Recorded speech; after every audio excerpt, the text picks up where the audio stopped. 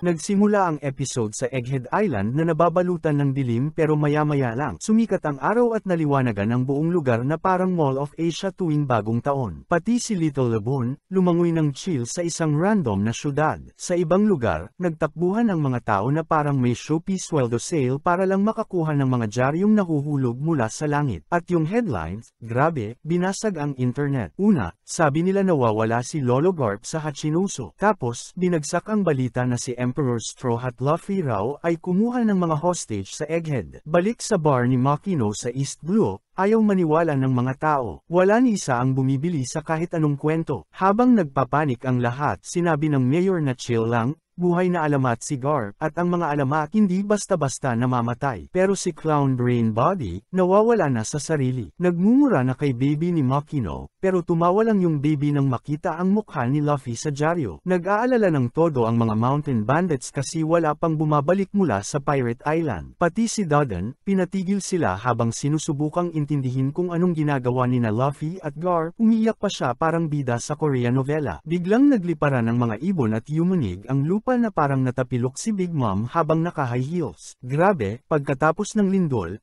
dumating pa ang tsunami na parang gustong i-reset ang mundo. Ito raw ang pinakamalakas na lindol sa kasaysayan. Kawawang Lebon, muntik nang malunod ulit. Sumisigaw na ang mga tao na tumakbo papuntang bundok pero huli na ang lahat. At hulaan mo kung sinong walang pakialam sa lahat ng ito. Tama, ang mga Celestial Dragon na nakachill lang sa mga Sky Castle nila. Ang mega quake na to ay nangyari 6 na araw matapos mabura ang Lulusya sa mapa na parang na Thanos na. Sabi ng Navy, butas na lang sa dagat ang Lulusya ngayon. At alam mo na kung sino ang may kagagawan nito. Oo, yung si Imo Sama. Dahil sa lindol, tumaas ng 1 metro ang sea level sa buong mundo. Sa lupain ng mga babaeng 3 ang paa, nawala bigla ang mga beach. May mga isla na lumubog at yung mga petang, chill lang na lumalangoy papasok sa mga sala. Pero ang mga mangingisda, masaya pa rin, baka raw magandang araw para manghuli ng ulam. Priorities, diba? Balik sa Egghead, dumating ang fleet ng 100 Navy warships, may dalang 30,000 tropa, pinamumunuan ng 9 na Vice Admirals na parang may kinain na hilaw na kalamansi, maliban kay Doll kasi ang ganda niya. Syempre, nariyan na rin si Troublemaker Kizaru para manggulo. Hindi magiging madali ang paglusob sa Egghead kasi todo bantay ang mga Sea Beast weapons. Pero dumating si Kizaru at binutis ang dibdib ng kawawang Robo Giraffe. Sumigaw si Fluffy King Sentomaru na huwag atakihin ang kapwa Navy, pero sabi ni Mr. Bubbles, sila raw ang unang umatake. Pagkatapos ng 10 segundong trabaho, nag-full gamer mode siya at humigop ng mainit na pansit canton. Nagkalat ang mga Mark III pacifista sa isla sa utos ni Sentomaru. Sinabihan siya ni Kizaru na tigilan na at bumalik sa Navy. Pero sabi ni Sentomaru, walang awa sa sinumang tatapak sa isla. Si Uncle Punk daw ang nagdevelop ng pacifista lasers gamit ang powers ni Kizaru, at hindi niya akalaing pupunta si Shiny Old Man para burahin siya. Pero sagot ni Kizaru, ang paghukay sa Void Century ay isang krimen na hindi niya kayang palampasin. Puppet lang daw siya ng Navy at ayaw niyang patayin ang kaibigan niya. At kanino ba kasalanan lahat to? Syempre, Straw Hats na naman. Dahil pinigilan nila si Rob Lucci sa pagbaskat kay Vegapunk. Pero syempre, ang lumabas sa front page ay kabaligtaran. Ang sabi, kinuha raw ng Straw Hat si Dr. Vegapunk bilang hostage at nagtago sa loob. Tuwang-tuwa si Saturn sa fake news na gawa ni Morgans. Isang alipors ng world government ang nag-report na natalo ng todo ang CP0 agents at buong team nila ni Sentomaru, at dahil sa matinding barrier, walang makapasok o makalabas sa lab. Tinanong ni Saturn kung nasaan ang mga tech staff at manggagawa ng Egghead. Sumagot ang isang marine na nakaalis na ang mga ito at nakita na ang kanilang mga barko. Kaya si Saturn, na parang wholesome na lolo, ay nagsabing baka masyado na nilang alam ang mga sekreto at inutusan na palubugin ang lahat ng barko nila. Binanggit din ng sundalo na kasama ni Bonnie ang Straw Hats pero wala siyang pakialam. Sabi niya isa lang itong batang babae at hindi na kailangan, kaya patawarin siya. Kaya nakalusot si Bonnie, pero libu-libong inosenteng mananaliksik ng Egghead ang kinailangang mag-Titanic. Diretso na pervert ang matandang ito. Pagkatapos noon, na-intercept ng mga tao ni Kizaru ang isang transmission mula sa loob ng Egghead. Kinuha ng Admiral ang mamahalin niyang Rolex Dendenmushi at nag-dial. Lumabas na si York pala ang tumatawag sa Mary Joyce, nagtatanong kung bakit pati siya ay gustong patayin ng Gorosei, siya naman ang nagsumbong kay Stella. Pero hindi naniwala ang mga gerang na may balbas, sabi nila Vegapunk pa rin siya kaya kailangan pa rin siyang tanggalin. Lumaban si York at sinabing kung concerned siya sa Void Century, hindi sana niya ibinigay ang mahalagang impormasyon. Sinimulang interrogate siya ng mga lolo pero tumawa lang siya parang kontrabida sa James Bond at sinabing sa kanya na ang Egghead. Nagbanta pa siya na dudurugin ng Seraphim ang kahit sinong magtangkang sumubok. Tinanong niya kung gusto ba talaga nilang makipagdigmaan sa kanya. Bold move, York. Doon sinabi ni Jupiter na nagbago na sila ng isip at tinanong kung kaya ba niyang gumawa ulit ng Mother Flame, yung cute pero delikadong apoy na naglaho sa kaharian ng Lulusia. Tumawa si York at sinabing alam niyang kakailanganin din nila siya. Sinabi niyang ang tanging planta na kayang gumawa ng Mother Flame ay nasa Egghead, kaya kapag sinaktan siya o sinira ang lab, mawawala ang pinakamapanganib na sandata sa buong mundo. Pumayag ang Gorosei na protektahan si York at inalok pa siyang maging Celestial Dragon. Pagkatapos nun, umiyak siya at nagmakaawang iligtas siya agad, sumisigaw na papatayin siya ni Luffy. Akala ba niya makakalusot siya sa lahat ng kalokohan niya? Ang cute. Samantala, chill lang si Luffy habang kumakain ng steak at si Zoro ay nagtatanong kung ano na ang gagawin kay York ngayon na wala na siyang silbi. Si York ay nagsisisigaw na may pumatay na sa mga Straw Hats. Pati si Nami ay may hawak ng baril at handa ng barilin ang traidor na lata. Sabi ni Luffy, pwede na lang nila siyang gawing human shield para makatakas, at chill na chill ang tropa. Si Giga Simsonji ay nagluluto pa ng pancakes para kay Bonnie. Mukhang pagod si Robin pero inaasikaso siya ni Doc Chopper kaya ayos na siya, at dahil sa kanya, buo pa si Vegapunk. Hindi pa rin makapaniwala ang crew na naloko sila ni Sodaken York. Sabi ni Usopp, imposibleng makatakas sila sa isla, pero ngumiti lang si Luffy na parang regular na araw lang ito. Kinuha niya ang Dendenmushi at tumakbo papunta kay York, sinabing gagamitin nila ito para tumakas palabas. Sinunggaban ni Luffy ang Dendenmushi at sumigaw, ang pangalan ko ay Monkey D. Luffy at ako ang magiging hari ng mga pirata. Sinabi niyang kakampi nila si Dr. Vegapunk at kung gusto nilang manatiling nakakabit ang ulo ni York, mas mabuting i-pullback na nila ang tropa nila. Samantala, umiiyak si York na parang bida sa K-pop drama, humihingi ng saklolo.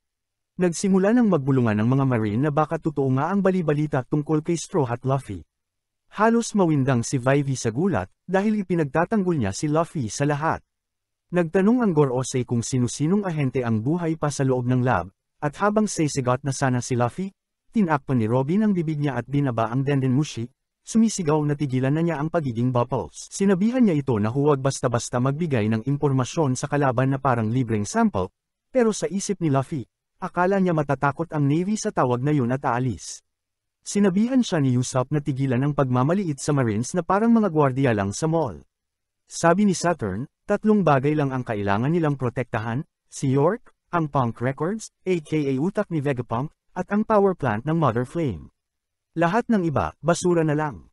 May isang Marine na nagsabing nasa isla pa ang grupo ni Rob Lucci, pero si Saturn mukhang anime villain na sa kaseryosohan, nagmumumog ng linya na parang ipis ang mga tao, kahit tap-okon mo, babalik at babalik pa rin. Paalala ni York na may kasunduan siya sa Gorosei, at kapag may nangyaring masama sa kanya, buburahin nila ang buong isla tulad ng sa Ohara. Na-trigger si Nami at tinadyakan si York sa ulo gamit ang hammer ni Thor sa harap mismo ni Robin. Nagkunwari si York na matapang, sinabing isusumbong niya sa Gorosei, pero walang pake si Nami. Sabi ni Zoro, chill lang kasi wala namang arma si York, pero nakalimutan nila ang pinakamapanganib niyang sandata, ang bibig niya. Sabi ni Robin okay na siya salamat kay Chopper, at para bang sasabog sa kilig si Chopper sa papuri. Nagpasalamat din si Vegapunk kay Robin dahil niligtas siya sa pagkapasabog mula sa kanya ni York. Sabi ni Chopper, tumulong si Usopp sa pagpigil sa Seraphim. Nagkunwaring Aztec si Usopp pero umamin na hinahanap lang niya si Zoro nang mabangga niya ang mga Demon Kids at natalo pa rin, si Zoro pa rin ang nagligtas. Sinabihan siya ni Kako na manahimik pero parang glow stick ang likod niya sa lagabog. Sabi ni Rob Lucci, matulog na lang siya. Si Lilith iyak na parang sanggol ng 3:00 ng madaling araw, kasi sina Shokka, Pythagoras, at Edison daw ay wala na, pero sabi ni Metalhead, buhay pa siya kaya ayusin niya sarili niya. Sinabihan siya ni Usopp na tumigil para marinig ang nangyayari sa basement. Nagsisigawan ang mga CP0 agent ng, salamat sa pagkain. Sa Straw Hats, pero sinabihan sila na huwag sumigaw ng pasasalamat sa kalaban. Gusto na nilang makaalis kahit saan, basta hindi dyan kasi takot na takot sila sa Seraphim. Tinanong ni Usopp kung okay lang sila, at sabi ni Vegapunk, Siyempre naman, nakulong ang mga Seraphim sa mga bulan na gawa sa parehong materyales ng Mark III Pacifista, matitibay na parang nag-aalmusal ng pagsabog. Binalutan pa ng sistone. Galit na galit si Minnie Mohawk na nilagay siya sa bubble wrap. Sabi ni S-Snake, tigilan nila reklamo kasi wala pa siyang utos na pumatay. Nagpasalamat si Frankie sa kanya sa pag-alis ng pagiging bato niya, at nagtaka si Vegapunk kasi hindi niya yun pinrograma. Kumangking lang si S-Snake, sabi si Luffy daw ang humawak at nag-utos na i-unfreeze ang mga kaibigan niya. Natawa si Jinbei, parang si Hancock daw talaga. Sabi ni Nami, sobrang clutch ng weapon na binigay ni Lilith, mas alba pa si Sanji sa pamamagitan ng higanting bulan na panang-trap kay S-Shark. Nang magpasalamat si Luffy kay S-Snake, akala niya, I love you, ang narinig niya, muntik nang atakihin sa puso. Tinry ni Atlas buksan ulit ang barrier, epic fail pa rin. Wala pa rin silang labas sa isla hanggat walang makakapagpatigil sa wall. Tumawa si York sa kanila, sabi walang silbi kasi siya lang ang may alam ng passcode at hindi niya sinabi sa ibang utak. Ready na sanang mag-erupt si Lilith para sip-in si York hanggang next week, pero nagyabang pa rin ito, na insurance daw niya ang world government at ang code. Hindi makapaniwala si Luffy na puro speech lang pala. Sabi ni Usopp, told you. Obvious naman na hindi papayagan ng world government na makatakas sila. Hindi tinawag na untis, yan ng basta-basta. Samantala, tahimik na nag-o-observe si Lucci sa shadow, dalawang Vegapunk satellite down, pero buo pa rin ang Straw Hats. Tinanong siya ni Usopp kung ano sinasabi niya, pero sabi ni Lucci, kinakausap lang niya sarili niya, classic spy move. Tapos dumating na si Reyna Stussy, at sinabi niyang napalibutan na sila, 100 warships, 30,000 marines, at isang admiral, si Kizaru, ready ng iprito ang mga pirata. Tumakbo si Sanji parang tapat na shitzo na nag-aalok ng tsaa kay Stussy, pero yung klaseng tsaa na gusto niya ay hindi isinisilbi sa tasa. Sinabi ni Stussy kay Lucci na huwag magalit, kagat lang naman yun. Lods, papakagat din ako sa kanya. Tinanong ni Vegapunk si Nami kung pwede niyang ipakita ang ruta ng pagtakas kaya ginamit niya ang log post na itinakda nila sa Wano. Nang sinabi ng matanda na papunta ito sa Elbaf, parang nabaliw sina Luffy at Usopp, nag-iimpake na agad sa isip habang sumisigaw, papunta tayo sa lupain ng mga higanti. Kahit ang kalawangin utak ni Edison ay hindi maintindihan kung bakit sila ganun ka-hype. Sabi ng matandang Vegapunk, nakapark ang Sunny sa Labo Face pero dahil napapaligiran ng isla, imposible ang paglayag sa port. Kaya plan B, gamitin ang Vega Force na katabi lang ng Sunny para tumakas. Ang plano ay lumipad sa ibabaw ng mga barko ng Navy, pero kaya lang lumipad ng bot ay sa loob lang ng egghead, sa labas ay parang bato itong bumagsak. Sabi ni Frankie, no worries, kasi kayang i-launch ng Sunny ang sarili nito ng 1 kilometro. Kahit multo ni Einstein, mahihimatay sa narinig na ang Sunny ay tumatakbo sa cola. Kumikinang ang mga mata ng matanda na parang nakadiscover siya ng liquid gold. So yep, yun ang plano. Pero una, kailangang i-disable ang barrier ng isla. Si York ay tumatawa pa rin na parang Disney villain at ayaw pa ring ibigay ang code. Pero huwag maliitin ang Vegapunk, bro. Nagtulungan ang crew at sinimulan i-hack ang system parang mga cyber pirates. Hindi magpapahuli si Frankie, sinabi niya kay Lilith na sasama siya para ipakita ang upgraded bazooka niya. Sina Luffy at Bonnie ay handa na rin, walang makakapidyo sa kanila papuntang Elbaf. Tumalon sila direkta mula sa lab na parang mga baliw na walang parachute. Nagtitiwala na ang ulap na lupa ang sasalo sa kanila. Thick straw hat behavior. Nagmadali silang ilipat ang Sunny sa likod ng isla kasi pwedeng bumaba ang barrier anumang segundo, timing ang lahat. Si Lilith, sobrang excited kasi first time niyang lalabas ng egghead. Si Luffy, nagsisisi na hindi siya kumuha ng pagkain. Si Bonnie, gutom na gutom pa, sinabing dapat nagdala pa sila ng Chicken Joy. Pero sabi ni Luffy, sapat na ang tokneneng. Kayang gawing 5-star kwek-kwek ni Sanji yun kahit nakapikit. Tinawag na siyang perfect ni Bonnie, mahusay sa santukan at mas mahusay sa kusina. Kaso, medyo bata pa siya para sa kulot na manyak. Pero real talk, wala namang pakialam si Sanji. Abangan siya sa next episode ng MasterChef. Tinanong ni Lastikman kung bakit ang saya bigla ni Bonnie at sabi niya, parang nabunutin siya ng tinik dahil hindi na niya kailangang pabagsakin si Vegapunk. Sabi ni Luffy, ayos. Tigilan mo na kasi ang pag-iyak kada 5 minuto. Samantala, sa mga barko ng Marines, chill lang si Rob Lucci habang nagsesend ng tawag mula sa loob ng egghead, parang update sa group chat. Sinabi ng commander na i-share niya ang info sa buong fleet. Di pa rin maintindihan kung paanong walang nakapansin na nagtitext si Lucci habang 2 talampakan lang ang layo. Sa VIP Villain Lounge, umiinom ng tsaa si Grandpa Saturn nang dumating si Borsellino.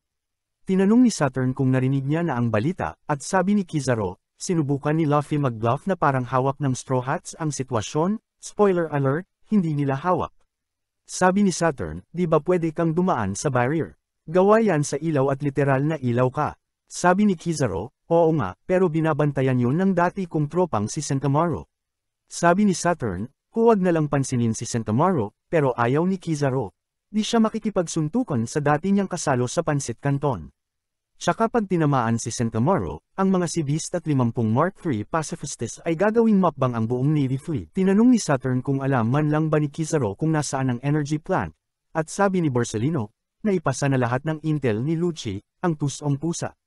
Balik sa deck, nagsisigurado na ang bawat Marine soldier parang maglalaro sa Super Bowl.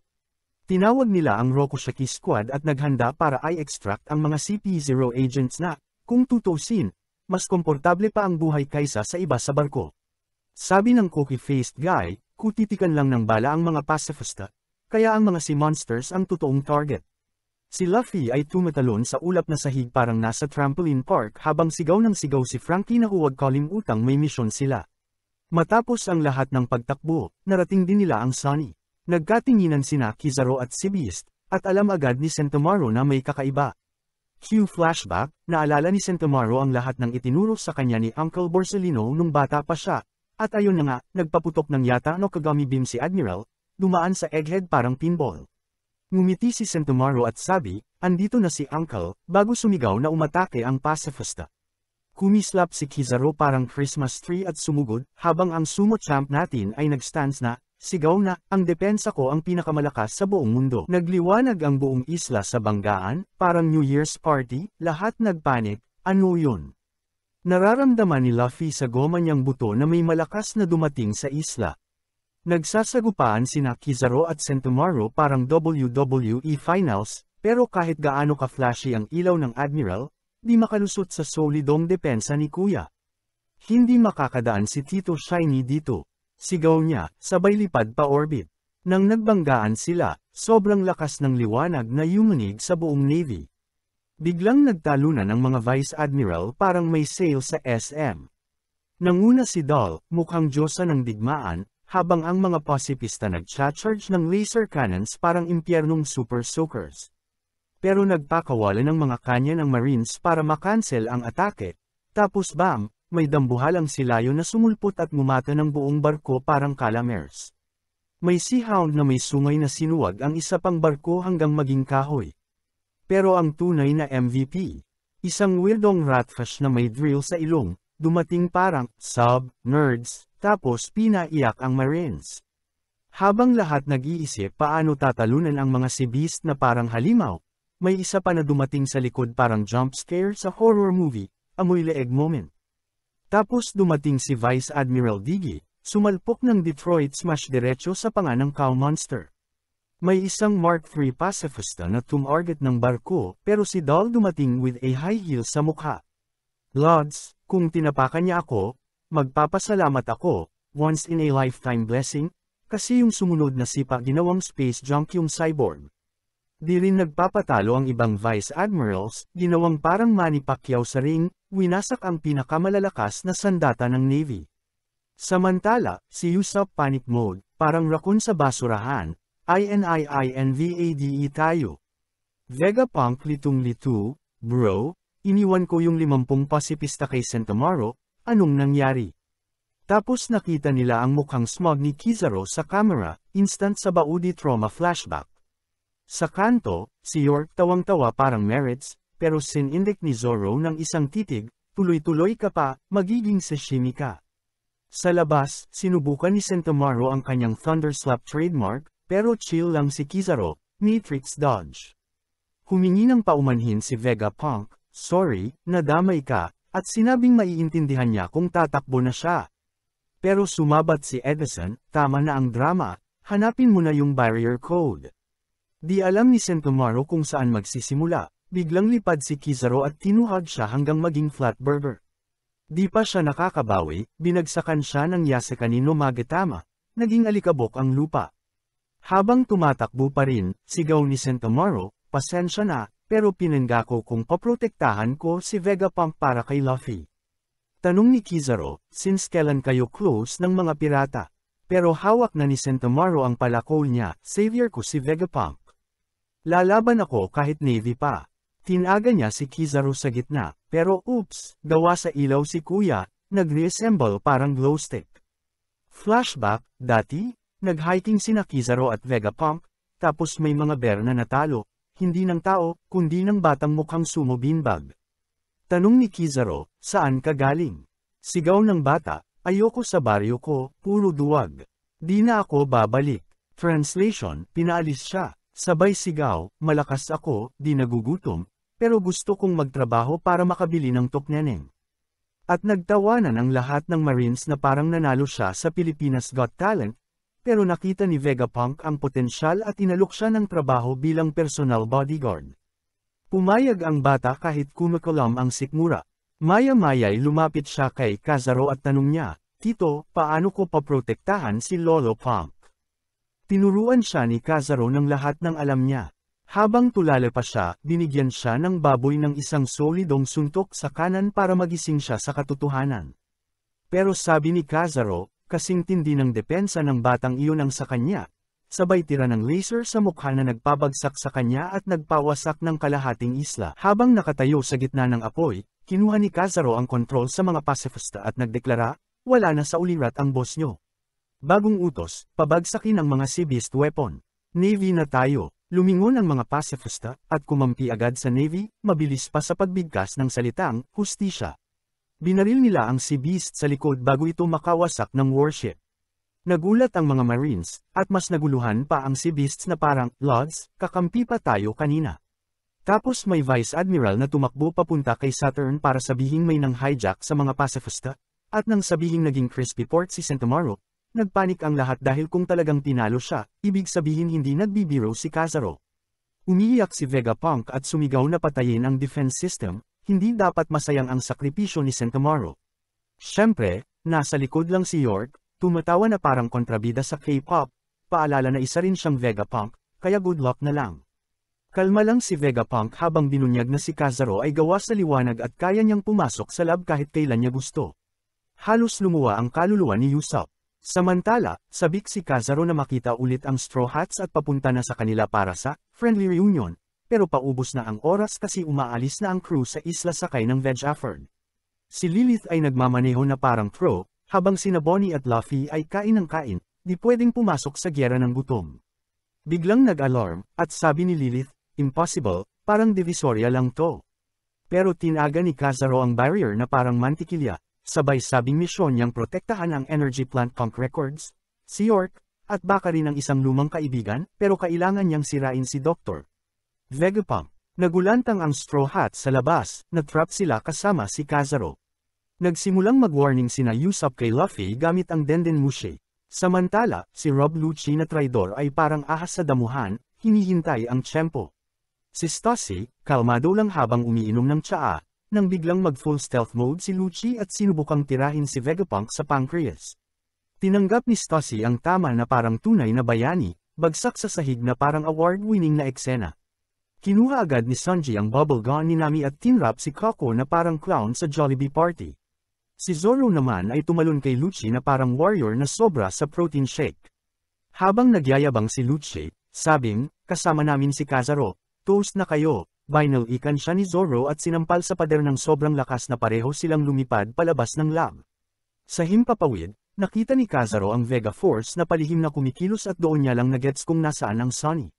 Si Frankie, nagkakatulunan ng langis sa kaba, pero nang tumingin siya kay Luffy para tanungin ang plano, si Rubber Monkey ay tumatakbo na papunta sa laban na may malaking ngiti. Bago pa makapagsalita si Kizaru, tinadyakan na siya ni Luffy ng sobrang bilis na parang kayang basagin ang sound barrier.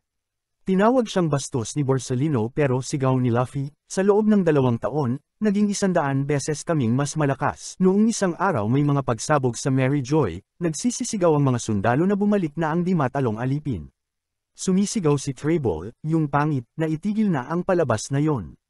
Nagpaputok sila ng mga kanyan hanggang sa tuluyang bumagsak yung kawawang mama. Ginapos nila si Kuma parang aso, pero masyado siyang malakas para sa mga karaniwang sundalo.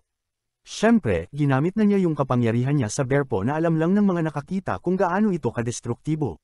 Tinamaan niya sila ng Bear Shockwave na nagpangleparan sa lahat parang basahan. At handa na yung mga maruruming Celestial Dragon na bitiyin si Kuma noon din mismo. Biglang may tamad na smoker na dumating na nagtatanong kung anong kalokohan ang nangyayari. At hulaan mo kung sino, walang iba kundi yung buwisit na si Akino, dumating para tapusin ang buhay ng oso. May isang sundalo na sinubukang tumayo pero inapakan lang ang ulo niya ng isa sa mga nakakainis na arroganteng iyon, sabay sabing wala silang silbi. Sinigawan pa si Akino na gusto raw niya ng tuknyaning kagabi pero wala siyang nakuha. Nagrereklamo silang lahat na hindi pa ito nangyari dati at nagtatanong kung anong klaseng kakulangan sa pagkain ang meron sa Mary Joyce. Hindi makalipas ng isang araw ang mga ito na di lumalamon ng hipon at alimango na parang mga hari. Sabi ni Akino kung hindi nila kayang hawakan ang isang mapanganib na gaya ni Kuma, hindi siya pwedeng palayain. Dapat wala na siyang personalidad ngayon kaya para na siyang patay. Binigyan siya ni Akino ng suntok na hellhound na halos tunawin ang ulo ni Kuma. Sabay sabing, hindi ko alam na dumudugo ka pa rin na parang tao. Pero tumanggi si Kuma na sumuko at sinubukang tumakas, pero syempre hindi pumayag si Admiral Akino at pinadalhan siya ng ulan ng lava. Nang halos tapos na siya, biglang nakatakas si Kuma gamit ang teleport.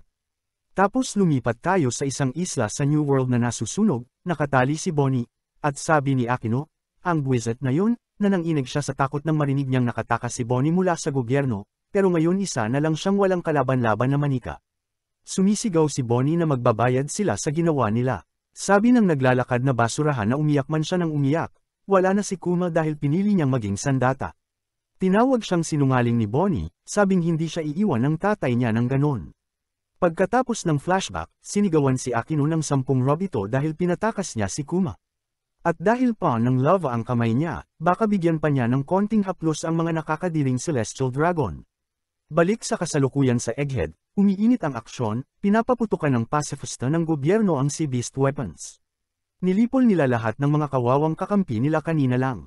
Naghahanda ng lusubin ng mga sundalo ang factory, sinasabi na si Admiral Kazaro ay nasa lab na sa ulap. Siya ang nakikipaglaban kay Luffy na nasa full-on gorilla mode gamit ang Gear 5, napapalibutan ng ulap. Sinubukan ni Kazaro na harangin ang right hook ni Luffy pero kahit nakataas ang depensa, ramdam niya ang suntok, halos wala na siyang oras makaharang pero tinamaan pa rin siya ng Gomu-Gomu Black Mamba, dahilan para manginig siya. Sabi ni Kazaro ngayon niya naintindihan kung paano natalo ni Luffy si Kaido kasi malakas talaga yung bata. Pero gusto pa rin niyang malaman kung bakit sobrang pinuprotektahan ni Luffy si Vegapunk. Sumagot si Luffy, nagtatanong kung bakit gusto nilang patayin ang matandang si Apple. Sumipa si Kazaro para depensahan ang sarili at sinabing, hindi naman dahil gusto ko siyang patayin. Paubos na ang lakas ng Yonko at nagulat siya nang makita si Kazaro na halos makarating na sa buwan. Sabi ni Kazaro hindi niya balak patayin si Vegapunk dahil matagal na niya itong kilala, pero mas okay sana kung hindi na lang ito makialam. Sa isang kisap mata, biglang lumitaw si Kazaro sa harap ni Luffy at sinipa siya ng sobrang lakas na parang napunta na siya sa ibang time zone. Naalala ni Kazaro noong sobrang tuwang-tuwa si Vegapunk kasi nakagawa siya ng pinakamalaking robot sa mundo, pero ngayon, pinupulbos lang ito ng mga atake ni Kazaro. Bumangga si Luffy sa robot at sumabog ito sa laser barrier. Nahulog sina Frankie at Bonnie, at syempre nawalan ng control si Lilith sa Vega Force.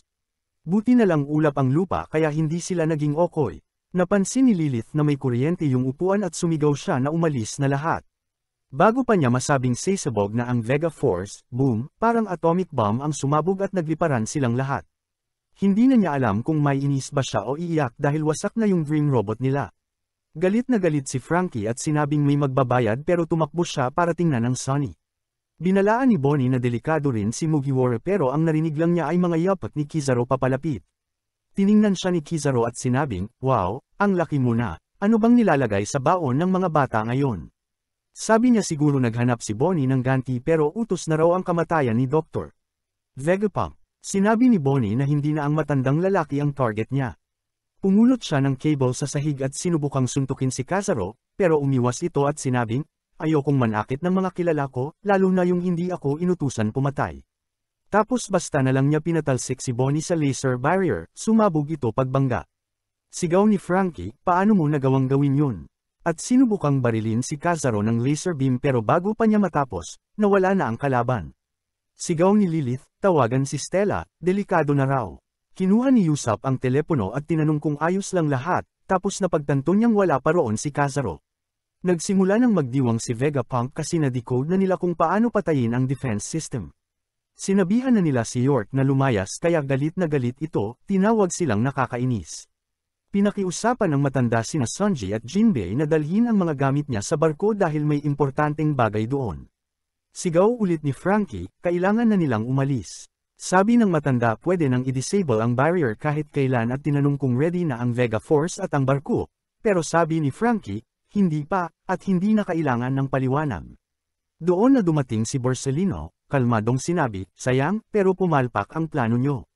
Gulat lahat kung paano siya nakapasok at anong nangyari kay Luffy. Tinanong ni Stella kung siya ba ang dahilan ng pagsabog at sagot ni Kazaro, sa kasamaang palad, kailangan kong pasabugan yung higanteng robot. Galit na galit ang mga satellites at sabi ni Kazaro, sobrang hirap ng mission na ito kaya gusto na lang niya tapusin agad. Biglang lumindol, akala nila lindol pero parang imposible kasi nasa ulap sila. Tinanong nila, ano na naman to? At hindi ka maniniwala, andon si Luffy, baluktot ang katawan at sinabing sobrang init sa barrier. Boom! Na-activate ang Gear 5 at bigla siyang tumawa, I'm back. Hindi makapaniwala si Kazaro sa narinig niya. Tumatalon-talon si Luffy mula puno hanggang puno parang si Spider-Man, diretso papunta sa lab. Nagkakagulo na lahat at napanganga ang mga Vegapunk nang makita ang isang higanteng kamay na inagaw si Kazaro. Nanlaki ang mga mata ng lahat tulad noong una nilang nakita ang Gear 5 sa Wano, pati si Brook kahit wala siyang mata. Andoon si Luffy, may pinakamalaking ngiti, sabay sabing, malakas yung suntok na yon. Nagpasalamat siya kay Kazaro sa pambubugbog sa kanya. Sabi niya, 2 beses siyang bumangga sa barrier at akala niya mapipiraso siya. Nagtapos ang episode ng magising ang malaking robot mula sa 200-year beauty sleep nito. Nahuli ni Luffy si Kizaru at muntik ng durugan si Nami parang si King Kong. Humingi siya ng paumanhin, sabi niya kasi sobra siyang napanood ng Godzilla vs King Kong. Nang inig si Kizaru kasi ang laki na nang ipinagbago ng bata, at sabi ni Luffy, hindi ko ibibigay si Vegapunk sa'yo. Sinimulang paikot-ikuti ni Luffy si Admiral na parang nasa washing machine kaya nagkanda ikot ang utak ni Kizaru. Tapos parang pitcher sa baseball, pinakawalan niya si Kizaru papunta literal sa kalawakan. Napanganga ang crew habang tawa ng tawa si Luffy. Sabi ni Brook, sa wakas nakita ko na ang bagong anyo ni Luffy gamit ang sarili kong mga mata, kahit wala naman siyang mata. Galit si Nami, ready ng tap-okan ang mukha ni Luffy at sigaw sa lahat na tumakbo na. Sabi ni Chopper kailangan nilang planuhin kung paano ligtas ililipat sina Robin at Stacy. Sumabat si Edison, may stretcher daw sila. Biglang nabigla si Vegapunk nang makita si Bonnie, wasak pero hindi ganoon kalala kahit parang sumabog siya sa harap ng barrier. Si Atlas naman ay bumibilis na para mabawi ang control sa mga pacifista, kasi kung hindi, pagbabarilin sila pag nawala ang barrier.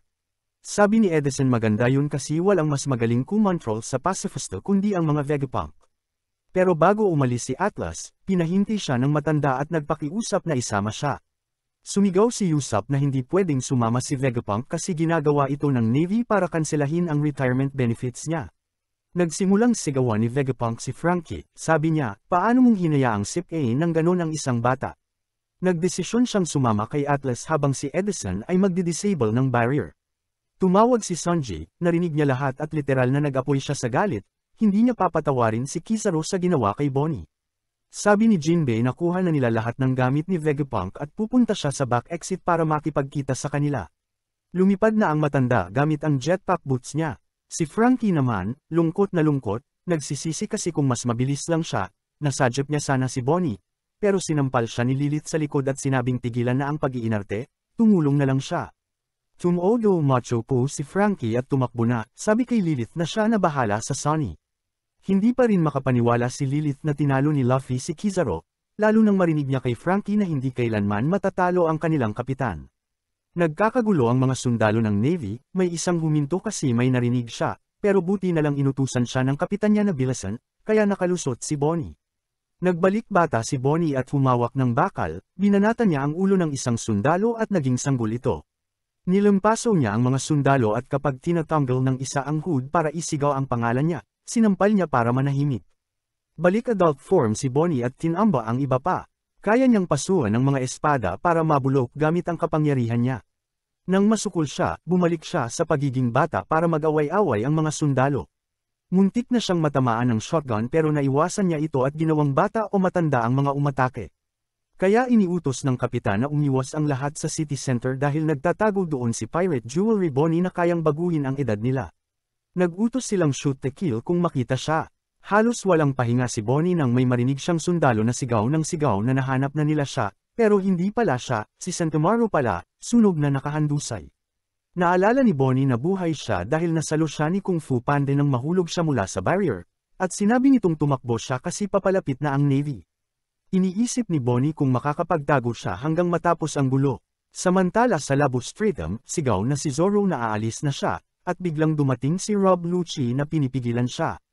Pinaglalaroan ni Lucci ang pwesto niya para guluhin si Zoro pero sabi ni Zoro, hindi yan uubra. Naamoy kita mula 1 milya pa lang. Naiwasan niya ang galit na atake ni Cheetah sa huling segundo. Sobrang talas ng kuko na nakipagsabayan sa espada ni Zoro. Dinidepensahan ni Lucci ang lahat ng mga hiwa gamit ang matinding armament hockey. Hindi lang niya inasahan na si Zoro ay may suot na sapatos ni Vegapunk na umiikot parang Beyblade. Binaon siya sa lupa, kahit na hindi rin naman ganoon kaimportante dahil ulap lang ang lupa. Pinapanood ni Luffy mula sa gilid at tinatanong kung kailangan ni Zoro ng kaunting tulong pero sinabi ni Zoro na hindi niya kailangan ng tulong sa pag-asikaso ng mabahong cheetah. Sinabi niya kay Luffy na mag-focus kay Kazaro. Nagpalitan sila ng mga suntok ni Lucci pero wala sa kanila ang tumatama. Doon inactivate ni Zoro ang kanyang malupit na King Haki at sinabi, kung yan lang ang kaya ng pasang yan, wala siyang laban sa kapitan. Tumawa si Rob Lucci at sinabi, hindi ko inaasahan ng mas mababa mula sa unang mate ng isang Yonko. At sinabi pa niya, ang saya sigurong pabagsakin siya. Tinawag niya si Zoro na halos maubos na unggoy. Habang nangyayari ito, binabato naman si Kazaro na parang basahan, muntik na siyang umikot sa mundo at malaglag sa dagat kaya napagpasyahan niyang tigilan na ang paglalaro. Tinamaan niya si Luffy ng Yasakani no Magetama at biglang lumitaw sa likod niya gamit ang Cage Bunshin no Jutsu. Naisip ni Luffy, grabe, sobra ba akong uminom ng Red Horse o bakit parang ang daming Kazaro clones? Pero nagsimula siyang umiwas sa lahat ng atake ng Admiral dahil kung tinamaan siya kahit isa, siguradong sopas siya sa hapunan. Isang light bullet ang sumabit sa kanya pero bumunot siya ng rubber whip, hindi nga lang masyadong epektibo kasi clone lang ang tinamaan at pagkatapos binanatan pa siya ng sunod-sunod na light bullets kaya napilitan siyang i-activate ang King Kong mode niya. Si Kizaru ay pinagpapawisan kakaisip dahil sa isang hampas lang ni Luffy, nabura ang kalahati ng mga light clone. Nang sinubukan niyang hulihin ang natira, sabi ni Kizaru, mas mabuti na ito, mas malaking target mas madali tamaan. Ang hindi niya inasahan, binugo lang ni Luffy ng hangin mula sa katawan niya at parang lobo na nag-deflate ang mga clones. Sinubukan ng mga clone na umatake ulit pero hindi na alam ni Luffy kung alin ang totoo. Pero sa totoo lang, niloloko niya lang si Admiral dahil balak naman niyang tapusin lahat sabay-sabay. Kaya lang, 3 hakbang na ang nauna si Lanternhead at niloko si Luffy. Lumitaw sa loob ng lab at hinablot si Usopp sa labi. Tinanong niya, nasaan si Vegapunk? Nakita nila ang matandang lalaki kasama si Atlas na nagmamaneho ng isang maliit at magulong toy car. Nakiusap si Sanji na sumama, pero ang mahalaga lang sa matanda ay iligtas si Bonnie. Ang pervert na chef naman ay nagtaka, bakit buong oras tinatawag ni Vegapunk na bata si Bonnie? Gusto pa niya siyang pabagsakin, hindi niya alam na 31 na pala siya.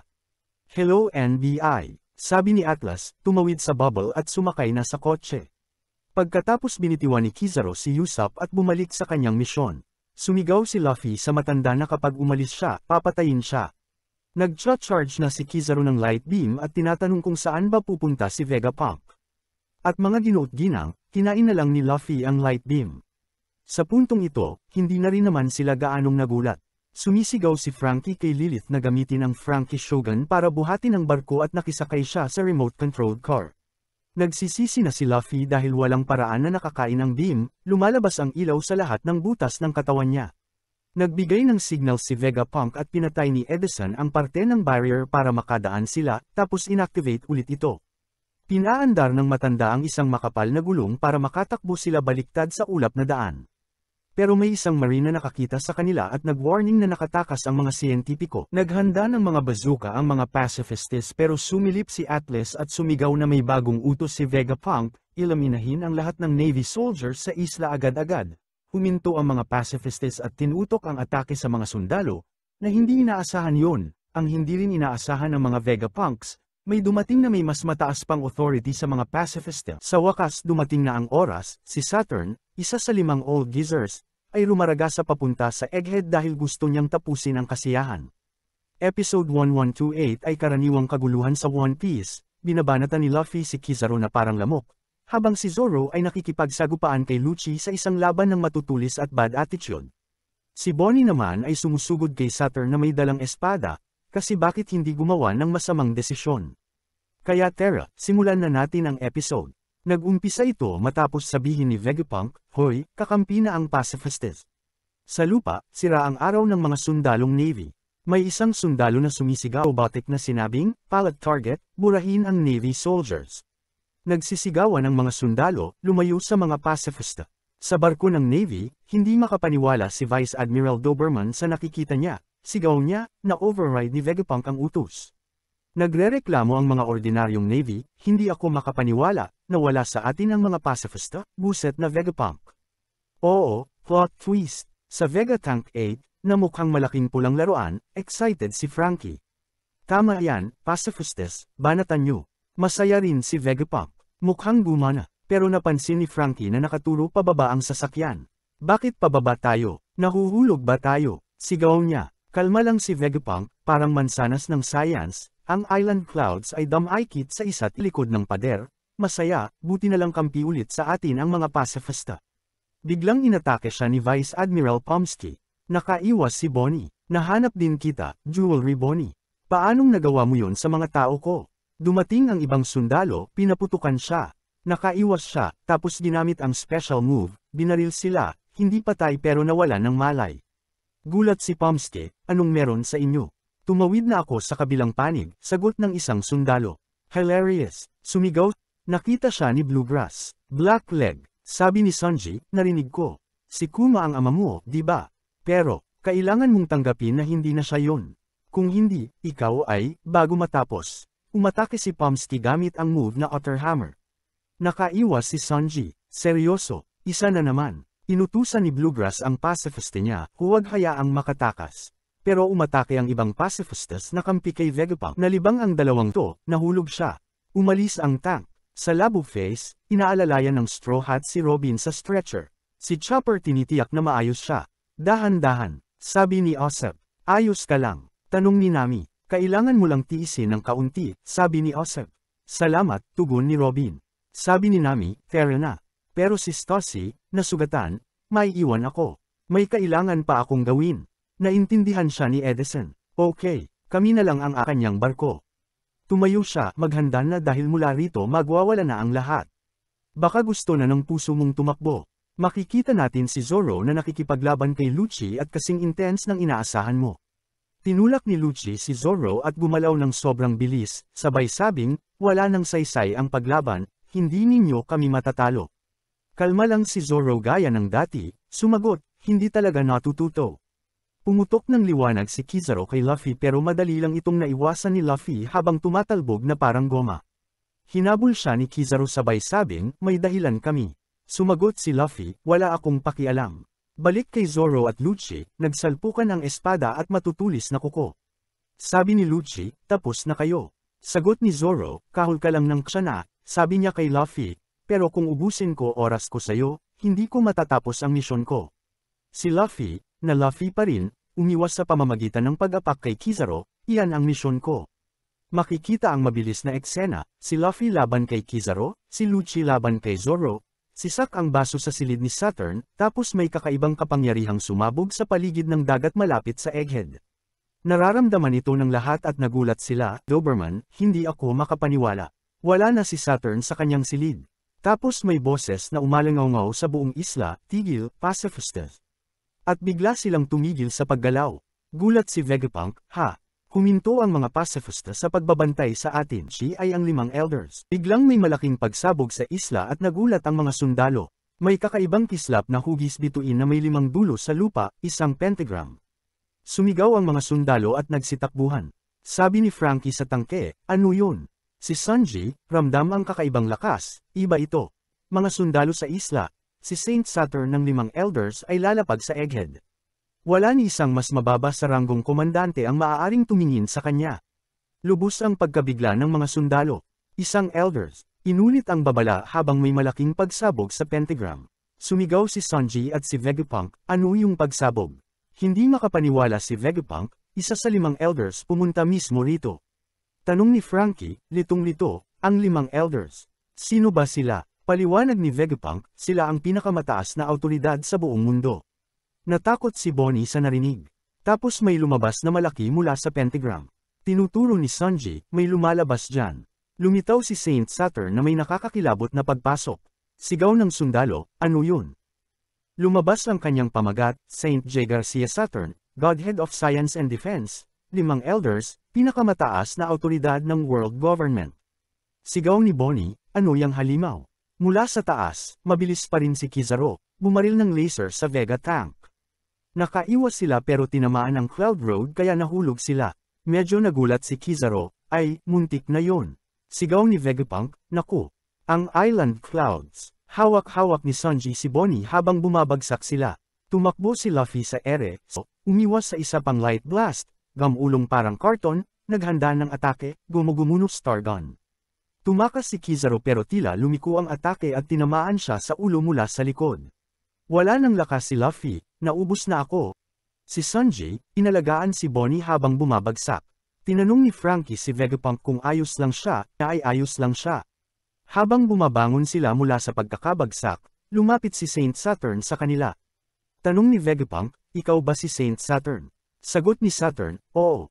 Tiningnan niya niyang ama na si Kuma, isang alipin na walang damdamin. Tinawag siya ni Sanji, Bonnie-chan. Sabi ni Saturn ng utos niya noon kay Vegapunk tungkol kay Kuma, hindi mo siya bibigyan ng kahit anong malayang kalooban. Napuno ng luha at galit ang mga mata ni Bonnie. Naalala niyang kinuha si Kuma. Ngunit si Kuma, iniisip niya, umiiyak habang galit sa sinapit ng kanyang ama. Nakita niya ang isang espada, dinampot niya ito, at sinaksak si Saturn sa dibdib. Doon nagtatapos ang nakakabaliw na episode na ito, isang babae ang sumaksak sa isa sa mga pinuno ng buong mundo. Hindi makapaniwala ang mga sundalo ng Navy nang makita nila ang halimaw sa gilid na yon. Nagtanong sila, kailan pa nakarating si Saturn sa isla? Sinabihan ni Doberman ang lahat ng hindi Vice Admiral o Rear Admiral na lumayo sa sentro ng syudad, at syempre nagtakbuhan ang mga sundalo sa takot dahil wala nga silang pahintulot na tumingin sa Gorosei, isang elder lang ay mas mataas pa sa lahat ng Celestial Dragon. Narinig lang nila ang tungkol sa mga ito sa mga kwento. Sa gitna ng labanan, tinanong ni Vegapunk si Bonnie kung may kwek-kwek ba siya sa utak. Tinanong ni Doberman kung paano siya naglakas loob na saksakin si Saint Saturn. Handa na silang pagbabarilin si Bonnie, at sumigaw si Vegapunk na tumakas siya. Pero sinabihan sila ni Saturn na manahimik, at sinabing kung ayaw niyang masaksak, sana pinigilan niya ito. Pagkatapos ay gumamit siya ng domain expansion, para mawalan ng malay si Bonnie. Galit na si Sanji pero pinabagsak din siya parang basahan. Biglang nawala ang lahat ng dugo mula sa lalaking yun. Sinamantala ng mga Vice Admiral ang pagkakataon para palibutan ang crew, pero sinabihan sila ni Saturn na maghintay dahil wala namang tatakbuhan ang mga ito. Sinabi pa niya na hindi niya alam na ganoon pala katamad si Kizaru, parang naka-day off lang habang natutulog. Pero sagot ni Kizaru, hindi siya makakakilos agad. Ang tusong mga Gorosei ay handa nang sakmalin si Luffy na walang malay, pero biglang dumating si Frankie at binigyan ng malakas na suntok ang kalaban, sabay tawa at sabi, ang astig ng kapitan namin, kahit ang pinakamakapangyarihan sa mundo gusto ang ulo niya. Hindi inakala ni Saturn na sasama sa labanan sina Luffy at Bonnie. Gusto niyang makita kung paano sila tatakas sa isla na napapaligiran ng Navy. Sinabi niyang sayang si Vegapunk at Tin Raider sila, pero nagpapasalamat siya sa lahat ng ambag nito sa Navy. Tinanong niya kung sino ang gustong mamatay muna para mas magdusa sa pagtataksil sa world government. Gamit ulit ang ninakaw na kapangyarihan, inihagis niya sina Luffy at Bonnie. Nagising si Bonnie sa takot. Tinanong ng matandang demonyo kung bakit ba gusto ng tao ang mga ipinagbabawal habang dinudurog ang batang umiiyak sa desperasyon. Sinubukang gumalaw ni Sanji pero wala ni isa sa kanila ang makakilos. Sabi ni Vegapunk, malamang ito ay dahil sa kapangyarihan ng isang devil fruit. May apoy sa mata, sigaw ni Bonnie na pinatay ni Saturn ang tatay niya. Ang sagot ng demonyo, si Kuma ay isa lang alipin, isang lahi ng mga nagkasala laban sa mundo at ang huling nabubuhay mula sa lahing Buccaneer. Naalala ni Bonnie ang sinabi ng ama niya na bata pa lang siya gusto na niyang maging bayani para sa mahihina at inaapi, tulad ni Nika ang mandirigmang tagapagpalaya. Sinabihan ni Saturn ang lahat na barilin sa ulo si Bonnie.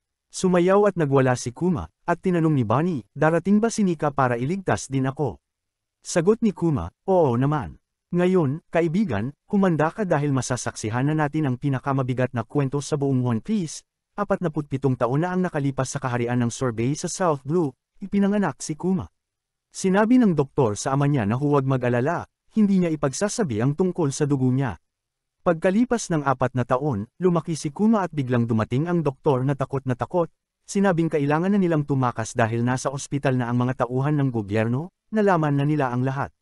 Biglang sumugod ang mga ahente, sinipa ang matanda, at sinabing tinago niya ang mga kriminal. Tinutukan sila ng parang laruan na pangbutas at sinabing kung mahal nila ang buhay nila, sumama na lang sila. Nang mahuli na, sigaw ng tatay ni Kuma na siya lang ang may dugong buccaneer at nakiusap na huwag idamay ang mag-ina niya. Pero isang suntok lang ang kailangan para magising si Kuma, na walang kamuwang-muwang sa nangyayari, naglalaro lang habang pinupulbos ang tatay niya. Kinuha ng mga gwardya ang nanay niya at sinabihan siyang ipagpatuloy ang buhay kahit gaano kahirap. Ang ama niya naman ay sinabihan siyang maging matatag dahil magkikita pa sila muli.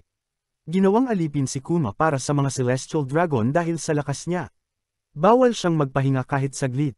Kapag umiyak siya, tinututukan siya ng baril sa ulo. Ilang araw ang lumipas, nakita niya ulit ang ama niya. Sabi nito, maswerte siya dahil mabait ang amo niya. Nagtanong siya tungkol sa nanay niya, at sagot ng tatay niya, alaala na lang ito, pero masaya siya kasi malamang nasa langit na ito, mas mabuti kaysa sa impyernong ito. Doon nagsimulang umiyak ng todo si Kuma. Sabi ng ama niya, maging matatag siya dahil darating ang mandirigmang tagapagpalaya, ang sikat na si Nika, ang Diyos ng araw, at balang araw, ililigtas niya silang lahat. Sabi niya si Nika ay laging nakangiti at dumarating na may suntok na nagpapangiti sa lahat habang siya'y sumasayaw at nagkakasiyahan sila. Isang hayop na Tenryubito ang bumaril sa likod ng kawawang lalaki kaya tuluyang nabaliw si Little Kuma. Ilang araw matapos noon, nagdiwang ang isa sa mga hayop na yun dahil dumating na raw ang matagal nang hinihintay na kaganapan, ang lokal na patimpalak ng Pangangaso, at ngayong taon, gaganapin ito sa isang isla na hindi konektado sa world government, tinatawag na God Valley. Sabi nila maraming likas na yaman ang isla at perpekto para sa human hunt. Tinanong ng hari ng God Valley kung paano sila naglakas loob na patayin ang kanyang mga tao para lang sa kasiyahan, at pagkabukas ng bibig niya, si Garland Finderland mismo ang sumulpot at pinatay ang hari. Pinangunahan ng tatay ni Shanks ang pag-atake laban sa lahat ng Celestial Dragons para simulan ang hunt. Sabi nila isa siya sa mga pinakamalalakas na kalahok pero nagsisimula siya sa minus 10,000 points. Sabi ng Holy Knight na mas magiging balanse ang kompetisyon dahil sa disbentahe. In love na agad ang mga babae sa kanya at si Little Kuma ay pilit nang lumalabas sa hole gamit ang purong lakas para makatakas. Sabi ng pinuno ng mga hayop na gaya ng dati, bukod sa mga lokal na kuneho, may mga alipin at kriminal ding ipapahabol. Nabigla ang mga ahente nang makitang nakatakas si Kuma, sinisi nila ang mga alipin sa paligid na nakakita pero walang ginawa. Kailangan na nilang hulihin ang bata. Hindi alam ni Kuma kung tatakbo ba o iiyak, pero ang mga alipin mismo ang nakakita sa kanya para ibalik siya sa katayan. Pero dahil patuloy siyang lumalaban, binugbog nila siya ng husto. Sabi ni Kuma na patayin na lang siya kasi kung babalik siya, mamamatay rin naman siya sa parehong paraan. Pagkatapos noon, nagpunta ang mga aso ng gobyerno kay Saturn para sabihing nahuli nila ang batang tumakas. Sabi nila anak siya ng pirata. Kinakaladkad si Kuma ng mga alipin at sinabing kung makatakas siya, madadami silang lahat, na para bang hindi rin naman sila magiging laruan ng mga Celestial Dragons pagbalik nila. Pero biglang sumulpot si Little Ivankov at sumigaw na ang batang pirata ang pangunahing atraksyon ng event na to, at narinig niyang may dugong higanti raw ito. Sabi ni Ginny, si Ivankov ay higanti rin pero ang tanging higanteng bahagi niya ay ang ulo niyang parang Funko Pop. Tinanong ni Ginny kung gusto ba nilang mamatay o mabuhay, at sabi ni Funko Pop kung gusto nilang mabuhay, kailangan nila ng himala. Kaya sabi ng dalawang alipin na susunod na lang sila dahil may magandang plano.